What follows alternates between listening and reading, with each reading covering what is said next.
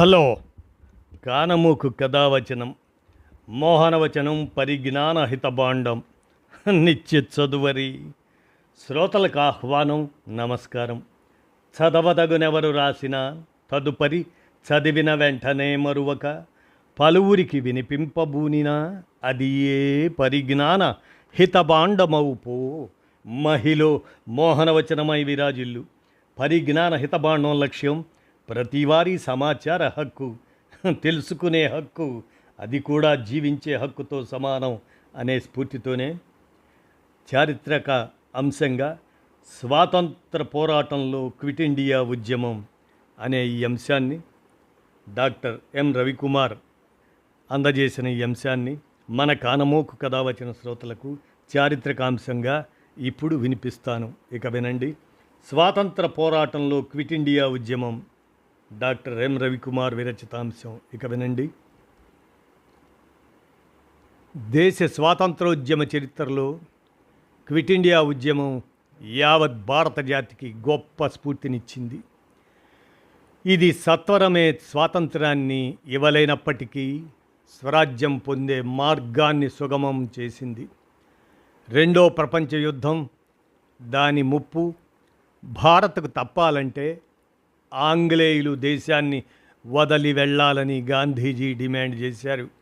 Do or die అంటూ ఆయన ఇచ్చిన పిలుపు దేశమంతా మారుమోగింది. ప్రజలంతా ఏకతాటిపైకి వచ్చి ఉద్యమంలో పాల్గొన్నారు. బ్రిటిష్ ప్రభుత్వం నాయకులందరినీ అరెస్ట్ చేసింది. అయినప్పటికీ ప్రజలే సారథులై పోరాటాన్ని నడిపారు. ఇతర సంప్రదాయ సత్యాగ్రహాల్లా కాకుండా క్విట్ ఇండియా ఉద్యమం బ్రిటిష్ పాలనను గట్టిగా తిరస్కరించింది. మరో 5 ఏళ్లకు బ్రిటిష్ వారి నుంచి స్వేచ్ఛా స్వాతంత్రాలు పొందేలా చేసింది. జాతీయోద్యమంలో ముఖ్య సంఘటనలుగా క్విట్ ఇండియా ఉద్యమం 1942 నాటిది. మరి ఆ ఉద్యమానికి దారితీసిన పరిస్థితులను మనం గమనిస్తే, రెండో ప్రపంచ యుద్ధ కాలంలో అంటే 1940 ఆగస్టు ఆ ప్రతిపాదనలు, 1942 క్రిప్స్ ప్రతిపాదనలు అవి విఫలం కావటంతో భారతీయుల్లో తీవ్ర అసంతృప్తి, నైరాశ్యం ఆవహించాయి. ఇంతలోనే ప్రపంచ యుద్ధంలో భారత్ పాల్గొనాల్సి వచ్చింది.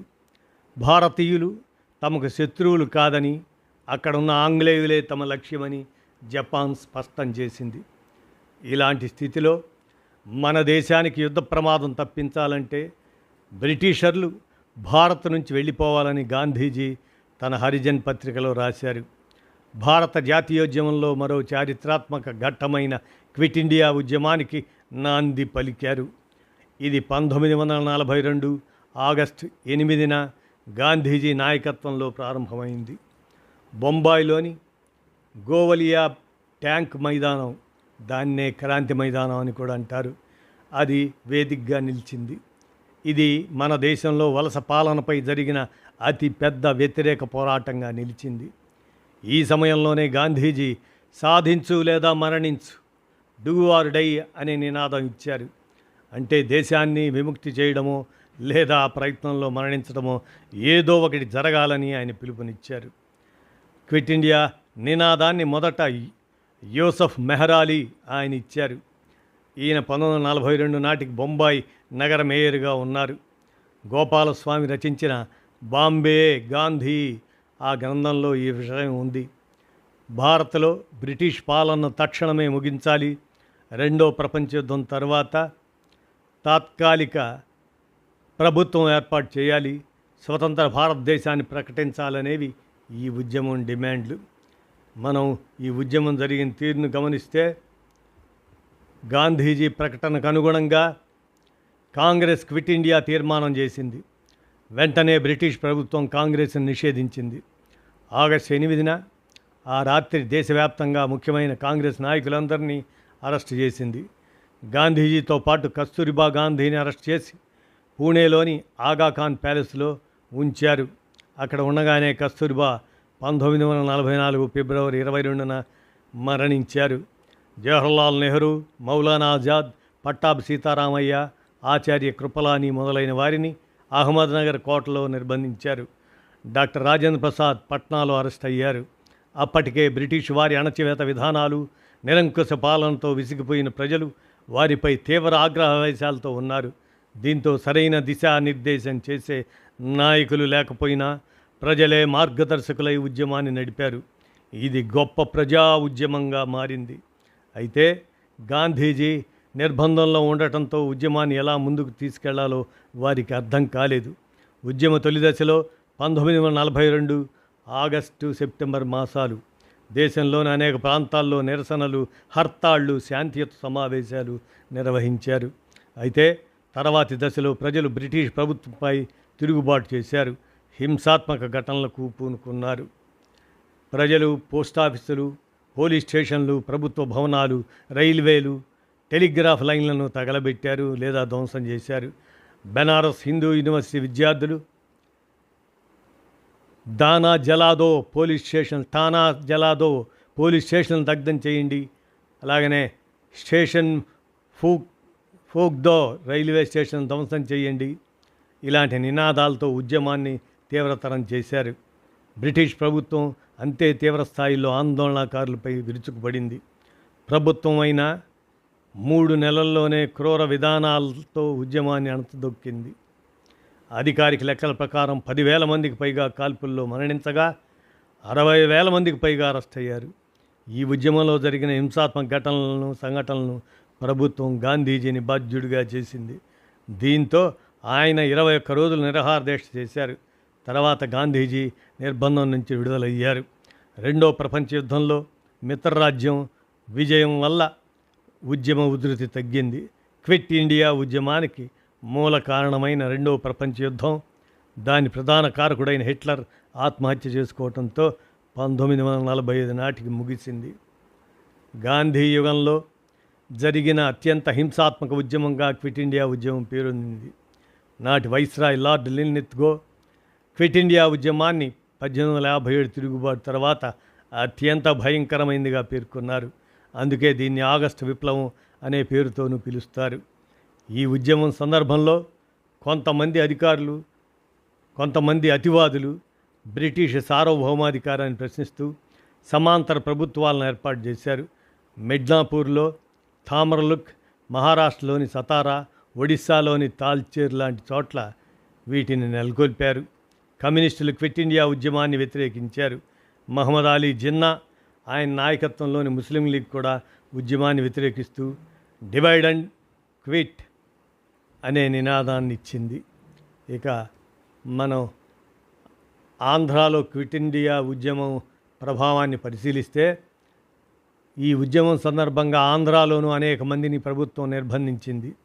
1942 ఆగస్టు 12న తెనాలిలో హర్తాళ్ జరిగింది. Railway station తగలబెట్టారు. పోలీస్ కాల్పుల్లో 7 మరణించారు, 11 మంది గాయపడ్డారు. అదే రోజు చీరాల్లో 500 మంది సబ్ మ్యాజిస్ట్రేట్ కోర్టును మూసివేయించి సబ్ రిజిస్ట్రార్ కార్యాలయం, సేల్స్ ట్యాక్స్ కార్యాలయాలపై దాడి చేశారు. టెలిఫోన్ సిగ్నల్ వైర్లను తెంపేశారు. గుంటూరులో ఆగస్టు 13న జరిగిన పోలీస్ కాల్పుల్లో 2 మరణించారు. ఈ సమయంలో పాలకొండ రైల్వే స్టేషన్పై విద్యార్థులు దాడి చేశారు. కొన్ని చోట్ల రైలు పట్టాలు తొలగించారు. ఈ ఉద్యమ కాలంలో విద్యార్థులే ప్రధాన పాత్ర పోషించారు. ఈ ఉద్యమాన్ని అణచివేసేందుకు బ్రిటిష్ ప్రభుత్వం సామూహిక అపరాధ సుంకం విధించింది. ఆంధ్రాలో అనంతపురం, కడప, పశ్చిమ గోదావరి, గుంటూరు, కృష్ణా, కర్నూలు, నెల్లూరు జిల్లాల్లో ఈ పన్ను విధించారు. అపరాధ పన్ను అన్నమాట. ఇక ఉద్యమంలో పాల్గొన్న మహిళా నాయకులను మనం పరిశీలిస్తే అరుణా అసఫ్ అలీ, ఈమె కాంగ్రెస్ నాయకురాలు. పోలీసుల నుంచి తప్పించుకొని అజ్ఞాతంలోకి వెళ్ళి పోరాటాన్ని కొనసాగించారు ఆమె. రామ్ మనోహర్ లోహియాతో కలిసి ఇంక్విలాబ్ అనే మాసపత్రికను స్థాపించి సంపాదకత్వం వహించారు. ఇక ఉషా మెహతా 1942 ఆగస్టు 14న సీక్రెట్ కాంగ్రెస్ రేడియోను నెలకొల్పి ఉద్యమ వ్యాప్తికి కృషి చేశారు. 1942 నవంబర్ 12 వరకు రేడియో కార్యక్రమాలు ఆమె నిర్వహించారు. ఇక మాతంగిని హజ్రా క్విట్ ఇండియా ఉద్యమం నాటికి ఆమె వయసు 73 ఏళ్ళు. బెంగాల్లోని తమిళక్ పోలీస్ స్టేషన్ను స్వాధీనం చేసుకోవడానికి హజ్రా తన 6,000 మంది మద్దతుదారులతో ఊరేగింపుగా బయలుదేరారు. మాతంగిని హజ్రా. ఈ క్రమంలో 1942 సెప్టెంబర్ 29న జరిగిన పోలీస్ కాల్పుల్లో మరణించారు. ఇక రాజకుమారి అమృత్ కౌర్, ఈమె పంజాబ్లోని పటియాలా రాజవంశానికి చెందినవారు. ఉద్యమ సమయంలో ఆ ప్రాంతంలో ప్రభుత్వానికి వ్యతిరేకంగా నిర్వహించే ఊరేగింపులకు నాయకత్వం వహించడం, నిరసన ప్రదర్శనలు నిర్వహించడం, ప్రజలను సమీకరించడం ఇలాంటివి చేయడంలో కీలక పాత్ర పోషించారు రాజకుమారి అమృత్ కౌర్. ఆంగ్లేయులు ఆమెను అరెస్ట్ చేసి జైలుకు పంపారు అప్పట్లో. కనకలత బారువా, ఈమె అస్సాంలోని అవిభక్త దర్రాంగ్ జిల్లాకు చెందినవారు. ఉద్యమ సమయానికి కనకలత వయసు 17 ఏళ్ళు మాత్రమే. ఉద్యమంలో భాగంగా 1942 సెప్టెంబర్ 29న బ్రిటిష్ వలస పాలనకు వ్యతిరేకంగా గోహపూర్ పోలీస్ స్టేషన్కు కవాతు చేస్తున్న సమయంలో పోలీస్ కాల్పుల్లో ఆమె మరణించారు. ఇలా మనకి స్వాతంత్ర పోరాటంలో క్విట్ ఇండియా ఉద్యమం అనేటువంటి ఈ అంశాన్ని డాక్టర్ ఎం రవికుమార్ అందజేయగా, మన కానమూకు కథ వచ్చిన శ్రోతలకు చారిత్రక అంశం కింద ఈ అంశాన్ని అవగాహన నిమిత్తం వినిపించాను. విన్నారుగా, ధన్యవాదాలు.